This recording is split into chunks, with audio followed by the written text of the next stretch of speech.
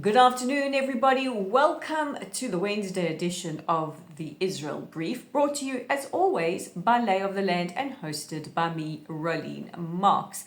So it is Wednesday, which means tomorrow is Thursday, and Thursdays I announce the Mensch and Moron of the week. So get them coming in. I've got quite a few morons, so let's get some Mensches coming through. It is day 558, a reminder that we still have 59 hostages held captive in the Gaza Strip, and I cannot wait for the day I take this off, because that means that every single one of our hostages, the 24 that are still alive, the 35 that unfortunately are no longer with us, have been returned home. As I have said numerous times on this broadcast, we cannot even begin to start our healing process until all of the hostages are home. Just a reminder, if you are new to the Israel Brief, we take a look at those top stories making headlines in Israel every Monday to Thursday. So with that said, let's get to the first headline of the day. And last night, the BBC reported that according to a senior Hamas official, Hamas had rejected the ceasefire proposal put forward by Israel. Now, this proposal would entail a 6-week ceasefire and the release of 10 of the hostages still living and 16 of the hostages who are not alive. It would also see the possible resumption of humanitarian aid. Now, no Israeli officials have commented on this yet, and I must be honest, I haven't seen this reported in any other news channel. Meanwhile, Hamas spokesperson Abu Obeda said that the terror group had lost contact with the group responsible for holding the last remaining living American hostage, Idan Alexander, who is 21 years old. Now, of course, we take this very, very lightly, because we know that this is Hamas's strategy of psychological torment on the Alexander family as well as the Israeli people. Meanwhile, last night, Hamas released a video that says to Israel, all your children will return in coffins. We now go to comments from the Defense Minister Israel Katz earlier today, where he has clarified comments saying that Israel will resume sending in humanitarian aid into the beleaguered Gaza Strip. Now, the Defense Minister clarified these comments. He said that there is no plan to do anything like this. The priority remains the hostages, and that the military pressure on Hamas is what is pushing them towards an agreement. However, he did say that Israel will re-establish the mechanisms through civilian companies in the Gaza Strip for the distribution of aid, so no aid will resume in the near future until this has been re-established. The newly joined National Security Minister Itamar Ben-Gvir, who is known to be extremely right-wing, said that any resumption of humanitarian aid would constitute a historic disaster. Meanwhile, the Defense Minister said that Israeli troops will remain indefinitely in Lebanon and in Syria. These are within the buffer zones to make sure that hostile entities don't creep closer to Israeli border communities. The Maldives has changed its immigration laws to prohibit any Israeli passport holders from entering the country. Now, they're not clear on anyone with dual citizenship, and they say that this is in solidarity with the Palestinians. This racist decision also neglects the fact that 20% of Israel's population are Arab, the majority of them Muslim. And I've just one thing to say to the Maldives leadership. Our beaches in Israel are magnificent, so we don't need your racist beaches. We have beautiful ones of our own. And finally, this story has melted hearts across Israel, and I know you're going to love it too. And it is the story of Billy, the Cavalier King Charles Spaniel.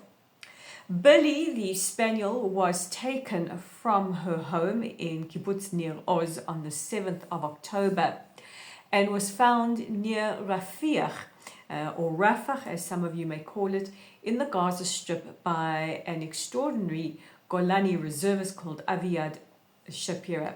Shapira says that the little dog bounded up to him and jumped on him, and after fighting to keep her, he then took her to the vet, where they managed to trace through her chip who she belonged to.